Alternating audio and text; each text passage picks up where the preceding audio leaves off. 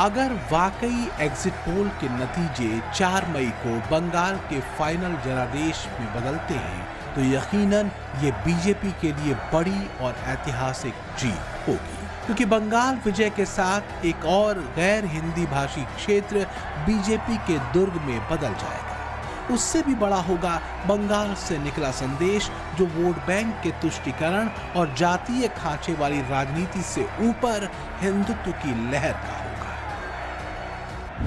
बंगाल में ममता ने जहां बंगाली अस्मिता और मुस्लिम वोट बैंक के भरोसे चुनाव लड़ा, तो वहीं बीजेपी की लाइन सांस्कृतिक राष्ट्रवाद और हिंदुत्व और विकास वाली रही, जिसमें एक लाइन सबसे ऊपर थी, वो थी हिंदू एकजुटता। क्योंकि बीजेपी ममता बनर्जी पर मुस्लिम तुष्टीकरण और खासकर बांग्लादेशी घुसपैठियों के संरक्षण का आरोप लगाती रही है। आज इसी धरती से मैं पश्चिम बंगाल को 6 गारंटियां देता हूं।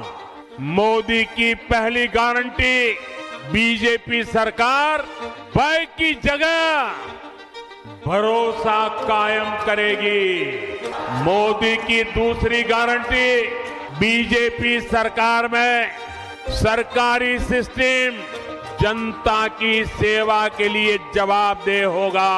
मोदी की तीसरी गारंटी, हर घोटाले, हर करप्शन और बेटियों के साथ हुए हर अन्याय, हर रेप केस की फाइलें खुलेगी।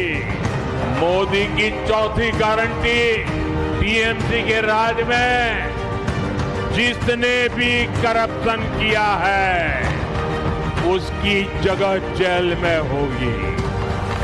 मोदी की 5वीं गारंटी, जो शरणार्थी हैं उन्हें संविधान के तहत हर हक मिलेगा, लेकिन जो घुसपैठिए हैं उनको खदेड़ा जाएगा।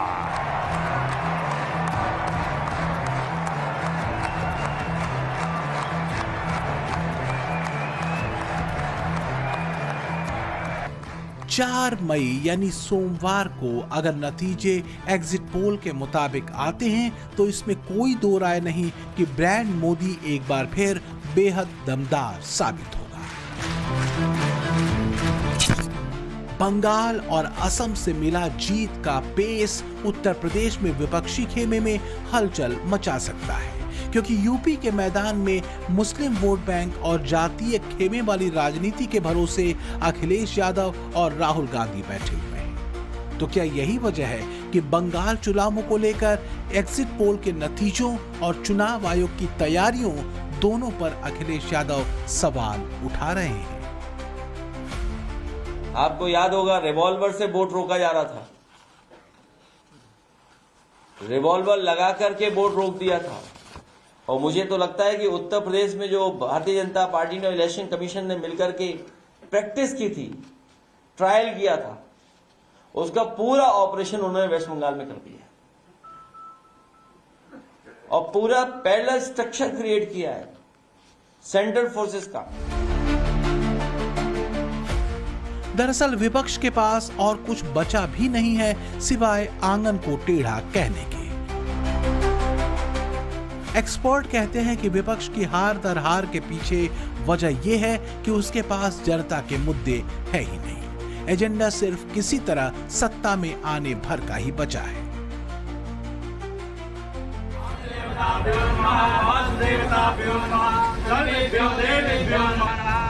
हालांकि जीत के दावे तो पांचों राज्यों में बीजेपी कर चुकी है, लेकिन बंगाल, असम के नतीजों को लेकर बीजेपी ज्यादा आश्वस्त है। एग्जिट पोल के रुझान भी बीजेपी की अपेक्षाओं के मुताबिक ही है। बंगाल विजय को लेकर बीजेपी कार्यकर्ताओं ने काशी में पूजन हवन भी शुरू कर दिया है। इधर अखिलेश बंगाल चुनाव परिणामों की पूर्व दोपहरी में ट्वीट करने में व्यस्त। वो लंबा चौड़ा पोस्ट लिखते हैं, मजमून ये कि भाजपा झूठ की सोन बपड़ी है जो एक झूठ की परत पर दूसरे झूठ की परत चढ़ाती है। बंगाल के फाल्टा निर्वाचन क्षेत्र में दोबारा चुनाव कराने का फैसला बता रहा है कि भाजपा अपनी बेहद शर्मनाक हार से चेहरा छुपाने के लिए बहाने ढूंढ रही है। चुनाव आयोग ने मीडिया रिपोर्ट और टीवी प्रसारणों के आधार पर यह निर्णय लिया है।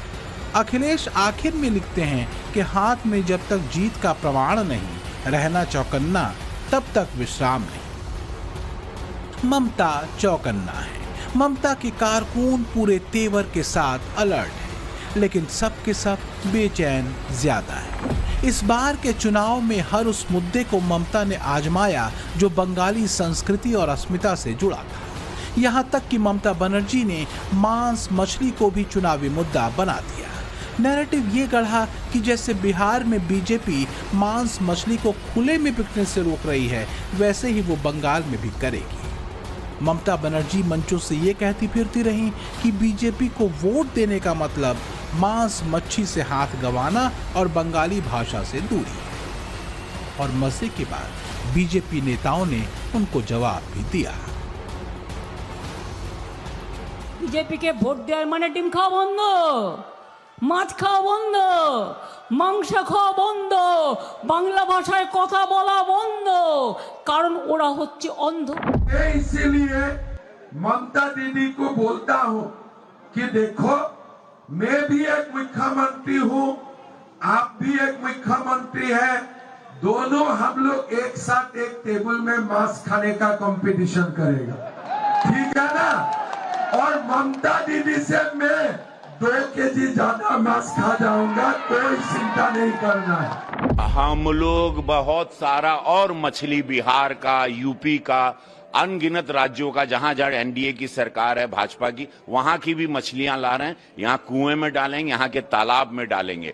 जितना 4 मई के बाद 4 गुना ज्यादा मछली खाओ, कोई रोक नहीं है। सब झूठ फैलाया गया टीएमसी द्वारा।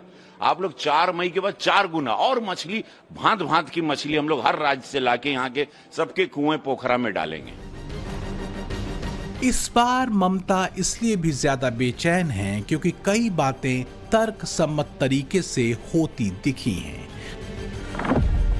जो नैरेटिव वो सेट करती रहीं, उसके ठीक उलट। जैसे ममता ने केंद्रीय बलों की मौजूदगी पर सवाल उठाए। सच ये है कि इस बार बंगाल चुनाव में एक भी मौत नहीं हुई।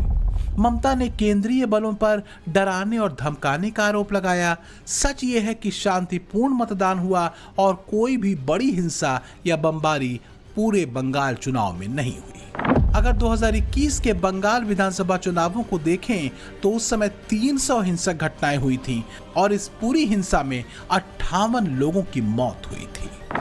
2021 में विधानसभा चुनाव के नतीजों के बाद ज्यादातर हिंसा बढ़ी, लेकिन इस बार नतीजों के बाद 2 महीने तक सुरक्षा बल बंगाल में रहेंगे। 29 तारीख को बेखौफ होकर मत डालने चाहिए। बीड़ी के गुंडों की चिंता मत करिए।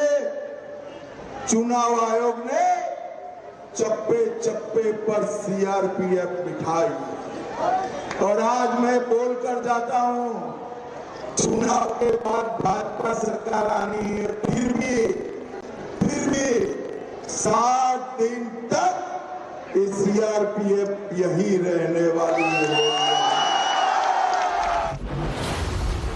मजे की बात देखिए कि शांतिपूर्ण और बिना हिंसा के हुए मतदान पर कई विपक्षी नेताओं के पेट में मरोड़ उठी।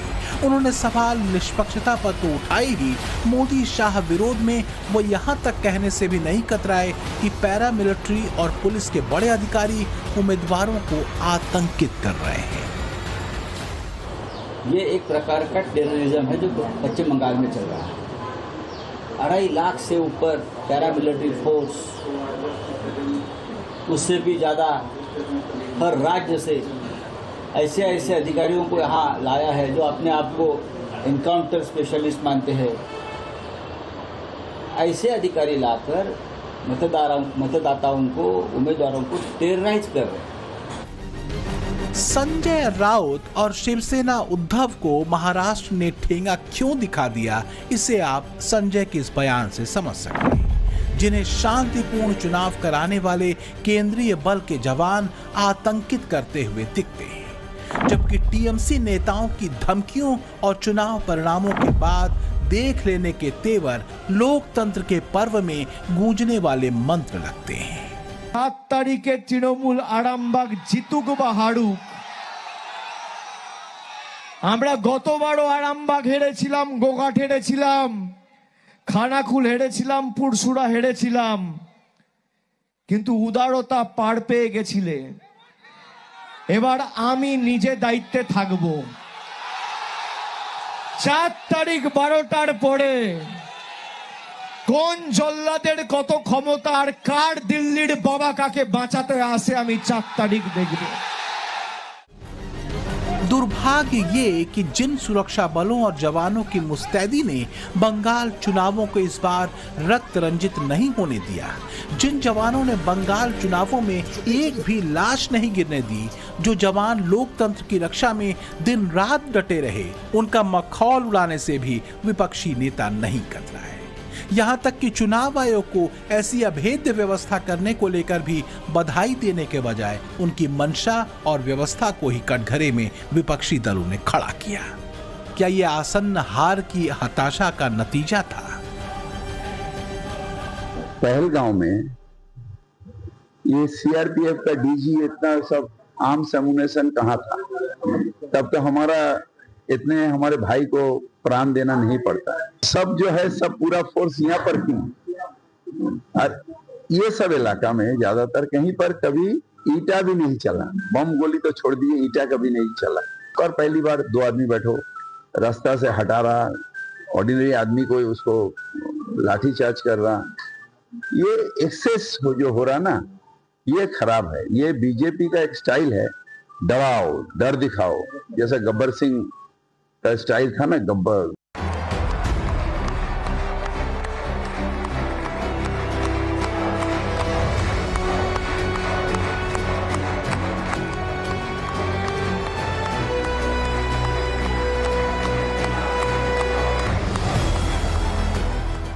एग्जिट पोल के नतीजों का पश्चिम बंगाल के फाइनल नतीजों में बदलने का मतलब है ब्रांड मोदी का एक बार फिर रिवाइवल।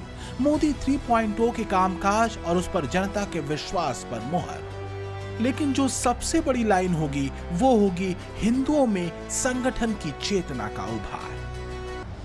यह ऐलान होगा कि अगर वोट बैंक के तुष्टीकरण और हिंदुओं को जाति, क्षेत्र या भाषा में बांटने की राजनीति होगी तो फिर हिंदू एकजुटता को चुनेगा। बंगाल में टीएमसी सरकार घुसपैठियों के बचाव में लगी है, इसलिए ये तृणमूल वाले एसआईआर का विरोध कर रहे हैं ताकि घुसपैठियों की पहचान न हो सके। उल्टा टीएमसी सीएए को रद्द करने की धमकी दे रही है, यानी जिन शरणार्थी हिंदुओं को नागरिकता मिली है ये उनकी नागरिकता छीनेंगे और वो नागरिकता ये किसको देंगे? अवैध घुसपैठियों को, क्योंकि इन घुसपैठियों को टीएमसी अपना वोट बैंक मानती है। चलिए चलिए।